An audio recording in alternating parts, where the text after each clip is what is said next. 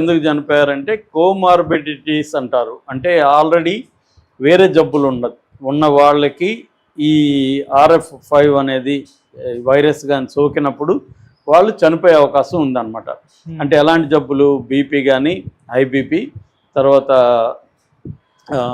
Sugar అంటే diabetics కానీ, తర్వాత కిడ్నీ ప్రాబ్లమ్స్ కానీ, లంగ్స్ ఇష్యూస్ కానీ, క్యాన్సర్ కానీ ఇలాంటి ఉన్న వాళ్ళకి ఇది సోకినప్పుడు చనిపోతారు. అలాగే 2 పిల్లలు చనిపోయారు. ఒకరి కిడ్నీ ప్రాబ్లం ఉంది, ఒకరికి క్యాన్సర్ ఉంది, ఇంకొక డయాబెటిక్ ఒక పెద్ద ఆయన 60 ఏళ్ళ ఆయన చనిపోయాడు. ఇలాగా ఆల్రెడీ ఈ వేరే జబ్బులు ఉన్న వాళ్ళకి ఇది వచ్చినప్పుడు వాళ్ళు వల్నరబుల్గా ఉంటారు. అలాంటి వాళ్ళ విషయంలో జాగ్రత్తలు అవసరం. హెల్తీగా ఉండి ఇమ్యూనిటీ బాగుండి ఆల్రెడీ వ్యాక్సినేషన్ తీసుకొని ఉన్న వాళ్ళకి ఇది అంత డేంజర్ కాదు. అందుకనే WHO కూడా ఇది మన RF5 అనేది ఇండియాలోనే కాదు, సింగపూర్లో ఎక్కువ కేసులు వస్తున్నాయి.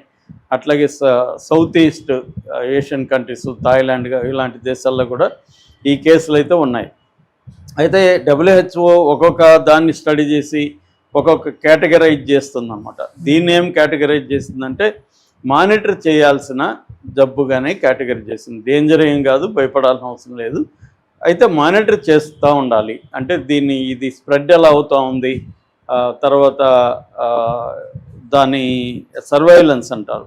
అంటే ఒకరికి సోకితే వాళ్ళు ఎవరో అని కలిశారు, ట్రాకింగ్ అనమాట, అవన్నీ చేయాలి అనేది చెప్తుంది. అయితే ఇక్కడ ప్యాటర్న్ చూస్తే ఒకే క్లస్టర్లో ఎక్కువ కేసులు రావడం కనిపించట్లేదు, స్ప్రెడ్ అవుతుంది.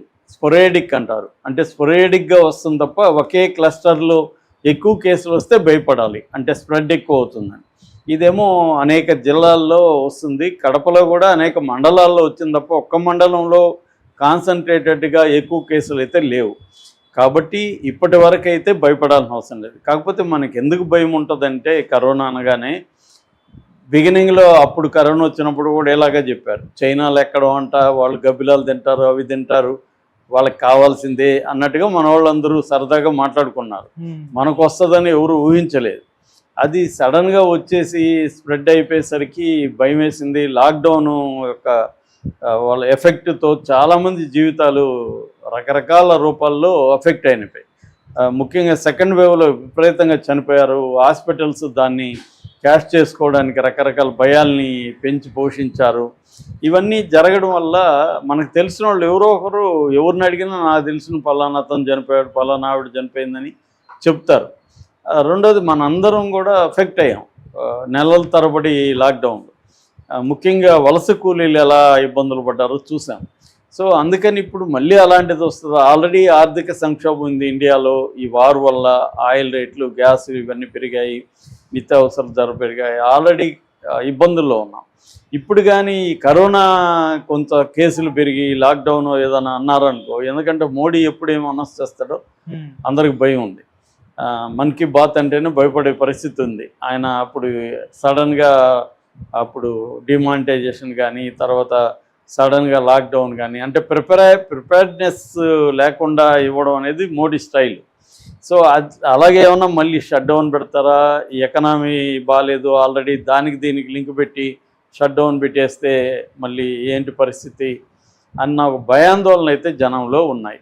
కానీ గవర్నమెంట్ కానీ అధికారులు చెప్తున్నది ఏమంటే ఈ RF5 అనేది డేంజర్ కాదు, మీరు భయపడాల్సిన అవసరం లేదు, కానీ జాగ్రత్తగా ఉండనేది చెప్తున్నారు. సో భయం వేరు, జాగ్రత్త వేరు. భయపడడం వల్ల ఏమవుతుందంటే ప్యానిక్ అవ్వడం వల్ల మనకి లేని జబ్బు కూడా ఊహించుకుంటాం. కానీ జాగ్రత్తగా ఉండడం అంటే అర్థం ఏంటి అంటే, మళ్ళీ మనకు ప్రోటోకాల్స్ తెలుసు. ఇంటికి వెళ్తే బయట నుంచి చేతులు క్లీన్ చేసుకోవడం, గుంపుల్లో ముఖ్యంగా ఇంటీరియర్స్ క్రౌడ్స్లోకి వెళ్ళినప్పుడు మాస్క్ పెట్టుకోవడం, ఇలాంటివి చేయాలి. సో మనం కొద్ది రోజులు భయపడి ఉన్నాం కానీ మళ్ళీ మామూలుగా వచ్చేసాం, మనం కేర్ చేయట్లేదు. సో ఇప్పుడు చేయాలి. రెండోది ఏంటంటే, ఇప్పుడు మళ్ళీ జూలై ఆగస్టు వర్షాలు వచ్చే అవకాశం ఉంది. ఈ వర్షాల కాలంలో నానా వైరస్లు పెరుగుతాయి. ఏది కరోనానో ఏది మామూలు వైరస్ తెలియదు మనకి, ఎందుకంటే సిమ్టమ్స్ సిమిలర్గా ఉంటాయి. అందుకని వీలైనంత వరకు ఈ టెస్టులు చేసుకోవడం, ముఖ్యంగా ఈ జబ్బులు ఉన్నవాళ్ళు, ఇందాక చెప్పినట్టు బీపీ, డయాబెటిక్ ఇలాంటి జబ్బులు ఉన్న వాళ్ళకి కానీ వైరల్ ఫీవరు ఇదేమన్నా సోకితే ఇమ్మీడియట్గా కరోనా టెస్ట్ చేసుకోవడం ఇంపార్టెంట్. గవర్నమెంట్స్ కూడా అప్రమత్తంగా ఉండాలి అనేది ఇప్పుడు సెంట్రల్ హెల్త్ మినిస్టర్ కూడా స్టేట్లకి నోటీసులు ఇచ్చింది. మీరు అప్రమత్తంగా ఉండమని. హాస్పిటల్ బెడ్స్ కానీ, టెస్టింగ్ కిట్లు పెంచుకోవడం కానీ, సర్వేలెన్స్ పెంచుకోవడం కానీ ఇవన్నీ చేయాలి. సో భయపడాల్సిన అవసరం లేదు. బాటమ్ లైన్ ఏంటంటే ప్యానిక్ అవ్వాల్సిన అవసరం లేదు. ఇది మరీ అంత డేంజర్ కాదు, కానీ జాగ్రత్తగా మాత్రం ఉండాలి. యాక్చువల్గా ఇండియా వైజ్ కూడా కేసులు మెల్లగా పెరుగుతున్నాయి. ముఖ్యంగా కేరళలో 2000 పైన కేసులు ఉన్నాయి. గుజరాత్, మహారాష్ట్ర, మధ్యప్రదేశ్, కర్ణాటక ఇలాగా అన్ని రాష్ట్రాల్లో కూడా పెరుగుతున్నాయి. దాదాపు ఇప్పుడు 10,000 to 12,000 కేసులు, యాక్టివ్ కేసులు ఈ రాష్ట్రాల్లో ఉన్నాయని చెప్తున్నారు. అయితే ఆంధ్రప్రదేశ్లో స్లోగా అయినప్పటికీ కూడా పెరుగుతుంది, గ్రాడ్యువల్గా కేసులు పెరుగుతున్నాయి. మొన్నటి వరకు కడప జిల్లాలో మాత్రమే ఉండేది. ఇప్పుడు కడప, గుంటూరు, నెల్లూరు, ఈస్ట్ గోదావరి, వైజాగ్, కాకినాడ, ఎన్టీఆర్ జిల్లా ఇలాగా అన్ని జిల్లాల్లో కూడా కేసులు బయటకు వస్తున్నాయి. ఇప్పుడు నిన్న ఈవినింగ్కి యాక్టివ్ కేసులు 32 కేసులు ఉన్నాయని చెప్తున్నారు. చనిపోయింది 4 అని చెప్తున్నారు. ఇప్పుడు మనకి 26 కేసులకి మాత్రం డేటా దొరికింది. 26 కేసుల్లో 10 మంది ఇప్పటికి కూడా హాస్పిటల్స్లోనే ఉన్నారు. 9 మంది హోమ్లో ఐసోలేషన్లో ఉన్నారు. 3 రికవర్ అయిపోయి డిశ్చార్జ్ అయిపోయారు. 4 చనిపోయినారు. ఇది ఇప్పటి వరకు మనకి కాంక్రీట్ డేటా రిలీజ్ అయింది. అయితే సత్యకుమార్ హెల్త్ మినిస్టర్ దీన్ని మానిటర్ చేస్తున్నారు. సో గవర్నమెంట్ చెప్తున్నది ఏమంటే, director of medical education Vishnuvardhan ఆయన చెప్పారు. ఆయన చెప్తున్నది ఏంటంటే ఇది మైల్డ్గా ఉంది. Already national institute of virology Pune, NIV అంటారు, ఎన్ఐవి జెనోమ్ సీక్వెన్సింగ్ చేసింది. ఎందుకంటే ఈ వైరస్ అనేది కోవిడ్దే, కానీ కోవిడ్లో వేరియేషన్స్ వచ్చాయి కాబట్టి ఒమిక్రాన్ వెరైటీ ఎక్కువ ఉంది. ఒమిక్రాన్లో సబ్ వేరియంట్స్ మనకు వస్తున్నాయి. గతంలో కూడా JN.1 అనే సబ్ వేరియంట్ బలంగా రావడం మనం చూసాము. ఇప్పుడు JN.1 వేరియంట్లోనే RF5 అనేది ఒకటి వచ్చి ఇప్పుడు ఉండేది RF5 అనమాట. అంటే కడప జిల్లాలో వచ్చిన ఈ కేసులకు సంబంధించి శాంపుల్స్ని ఈ నేషనల్ ఇన్స్టిట్యూట్ ఆఫ్ వైరాలజీ పూణేకి పంపించారు. వాళ్ళు ఇమీడియట్గా దీన్ని జినోమ్ సీక్వెన్సింగ్ చేసి రిజల్ట్ చూశారు. దాంట్లో ఈ RF5 అనే ఒక వేరియంట్ ఉందనేది వాళ్ళు చెప్పారు. మామూలుగా RF5 వేరియంట్కి ఉన్న లక్షణాలు ఏంటంటే, మామూలుగా కరోనాకు కానీ ఎనీ వైరల్ ఫీవర్కు ఉండే లక్షణాలే. అంటే సోర్ థ్రోట్ రావడము, హెడేక్ రావడం, ఫీవర్ రావడము, రన్నింగ్ నోస్ ఉండడము, తర్వాత ఫ్యాటిగ్, బాడీ పెయిన్స్, ఫ్యాటిగ్ రావడం, ఇలాంటి లక్షణాలే దీనికి కూడా ఉంటాయి. అయితే మైల్డ్ ఉంటాయి. ఆల్రెడీ వ్యాక్సినేషన్ ఉన్న వాళ్ళకి, ఆల్రెడీ కరోనా వచ్చి పోయిన వాళ్ళకి కూడా దీని ఎఫెక్ట్ ఎక్కువగా ఉండదు అనేది NIV national virology institute of virology వాళ్ళు చెప్తున్నారు.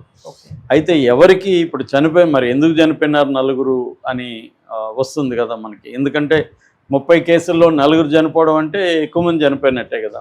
అలాగే ఇది 145 మందికి మాత్రమే టెస్టులు చేశారు. ఎక్కువ మంది టెస్టులు చేస్తే ఎక్కువ మందికి కూడా ఎక్కువ కేసులు ఉండే అవకాశం ఉంది. తక్కువగా ఇప్పటివరకు మనకు తెలిసి 145 మందికి మాత్రమే టెస్టులు చేశారు. అందులో 32 మందికి ఉందంటే బాగానే ఉన్నట్టు. సో ఈ చనిపోయిన వాళ్ళు ఎందుకు చనిపోయారంటే కోమార్బిడిటీస్ అంటారు. అంటే ఆల్రెడీ వేరే జబ్బులు ఉన్న వాళ్ళకి ఈ RF5 అనేది వైరస్ కానీ సోకినప్పుడు వాళ్ళు చనిపోయే అవకాశం ఉందన్నమాట. అంటే ఎలాంటి జబ్బులు, బీపీ కానీ, హై బీపీ, తర్వాత షుగర్ అంటే డయాబెటిక్స్ కానీ, తర్వాత కిడ్నీ ప్రాబ్లమ్స్ కానీ, లంగ్స్ ఇష్యూస్ కానీ, క్యాన్సర్ కానీ ఇలాంటి ఉన్న వాళ్ళకి ఇది సోకినప్పుడు చనిపోతారు. అలాగే 2 పిల్లలు చనిపోయారు. ఒకరి కిడ్నీ ప్రాబ్లం ఉంది, ఒకరికి క్యాన్సర్ ఉంది, ఇంకొక డయాబెటిక్ ఒక పెద్ద ఆయన 60 ఏళ్ళ ఆయన చనిపోయాడు. ఇలాగా ఆల్రెడీ ఈ వేరే జబ్బులు ఉన్న వాళ్ళకి ఇది వచ్చినప్పుడు వాళ్ళు వల్నరబుల్గా ఉంటారు. అలాంటి వాళ్ళ విషయంలో జాగ్రత్తలు అవసరం. హెల్తీగా ఉండి, ఇమ్యూనిటీ బాగుండి, ఆల్రెడీ వ్యాక్సినేషన్ తీసుకొని ఉన్న వాళ్ళకి ఇది అంత డేంజర్ కాదు. అందుకనే WHO కూడా ఇది మన RF5 అనేది ఇండియాలోనే కాదు, సింగపూర్లో ఎక్కువ కేసులు వస్తున్నాయి. అట్లాగే south east Asian countries, Thailand ఇలాంటి దేశాల్లో కూడా ఈ కేసులు అయితే ఉన్నాయి. అయితే WHO ఒక్కొక్క దాన్ని స్టడీ చేసి ఒక్కొక్క కేటగరైజ్ చేస్తుందన్నమాట. దీన్ని ఏం కేటగరైజ్ చేస్తుందంటే, మానిటర్ చేయాల్సిన జబ్బుగానే కేటగిరీ చేసింది. డేంజర్ ఏం కాదు, భయపడాల్సిన అవసరం లేదు.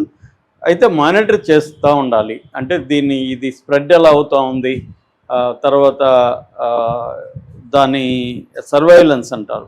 అంటే ఒకరికి సోకితే వాళ్ళు ఎవరో అని కలిశారు, ట్రాకింగ్ అనమాట, అవన్నీ చేయాలి అనేది చెప్తుంది. అయితే ఇక్కడ ప్యాటర్న్ చూస్తే ఒకే క్లస్టర్లో ఎక్కువ కేసులు రావడం కనిపించట్లేదు, స్ప్రెడ్ అవుతుంది. స్పొరేడిక్ అంటారు, అంటే స్పొరేడిక్గా వస్తుంది తప్ప ఒకే క్లస్టర్లో ఎక్కువ కేసులు వస్తే భయపడాలి, అంటే స్ప్రెడ్ ఎక్కువ అవుతుందని. ఇదేమో అనేక జిల్లాల్లో వస్తుంది, కడపలో కూడా అనేక మండలాల్లో వచ్చింది తప్ప ఒక్క మండలంలో కాన్సన్ట్రేటెడ్గా ఎక్కువ కేసులు అయితే లేవు. కాబట్టి ఇప్పటి వరకు అయితే భయపడాల్సిన అవసరం లేదు. కాకపోతే మనకి ఎందుకు భయం ఉంటుందంటే, కరోనా అనగానే బిగినింగ్లో అప్పుడు కరోనా వచ్చినప్పుడు కూడా ఇలాగే చెప్పారు, చైనాలో ఎక్కడో